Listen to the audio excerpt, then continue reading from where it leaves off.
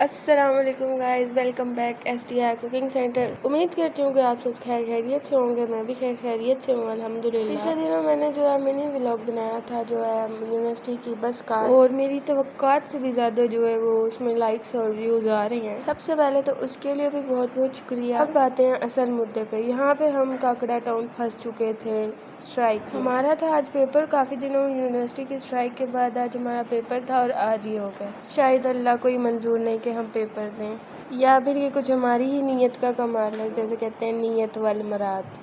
یہاں پہ پولیس بھی آ گئی تھی عوام کو جو ہے روکنے کے لیے۔ ہم نے کہا یہ سب تو چلتا رہے گا، پکوڑے کھاتے 100 کے لائیو۔ بس پھر کیا تھا، میں اور میری یونیورسٹی کی کلاس فیلو ہم دونوں نکل پڑے پکوڑے لینے۔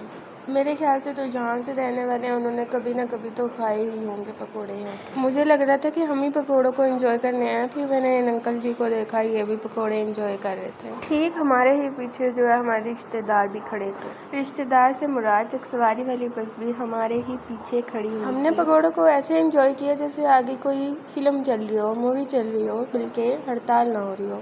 کافی جہد کے بعد فیصلہ یہ ہوا کہ گاڑی تو جا نہیں سکتی آگے، کیونکہ ہمیں راستہ نہیں دے رہے تھے جانے کے لیے۔ سر نے ہمیں مشورہ دیا کہ ہم چلیں گے پیدل، چلتے چلتے آگے جائیں گے اور پھر آگے سے ہمیں لینے آئے گی یونیورسٹی کی 2 بسز۔ ہم پھر اتنا چلے جتنا چلا جا سکتا تھا، پھر بھی 2 ٹانگوں سے کتنا چلا جا سکتا تھا، لیکن پھر بھی ہم نے ہار نہیں مانی، ہم چلتے رہے اور پھر آ گئی ایک مسجد۔ یہاں پہ ہم نے پانی شانی پیا۔ یہاں پہ جو ہے عوام الناس ہمیں دیکھ رہی تھی کہ کیا ہو رہا ہے ان کے ساتھ۔ جب سے یونی آئے ہیں ایڈونچر پہ ایڈونچر پہ ایڈونچر، اتنا ایڈونچر ہوا ہے کہ ایڈونچر کا شوق ہی ختم ہو گیا۔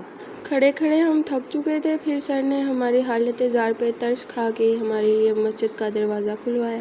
یہاں پہ خواتین کے لیے نماز پڑھنے کی سہولت بھی تھی، وہ سہولت آج ہمارے کام آئی۔ میں نے کہا جب اتنی ساری لڑکی سہولت سے فائدہ اٹھا رہی ہیں تو کیوں نہ میں بھی سہولت سے فائدہ اٹھاؤں۔ لیکن اب تو ان کی قسمت زیادہ ہی الٹرا پرو میکس چل رہی ہے، لڑکیاں خود باہر آ رہی تھی، اس وجہ سے کہ وہاں پہ نہ لائٹ تھی اور نہ پنکھا چل رہا تھا۔ پھر کیا تھا کہ اللہ اللہ کر کے ایک بس آ چکی تھی، یعنی پہلی بس آ چکی تھی اور پاپا کی پڑیاں فلائٹ پکڑتے ہوئے۔ یہاں پہ کچھ الگ ہی چل رہا تھا، مطلب اس کا کیا سین ہے، لڑکیاں اتنی تیز چڑھی کہ بس فل ہو گئی اور ہمارے لیے جگہ ہی نہ بچی۔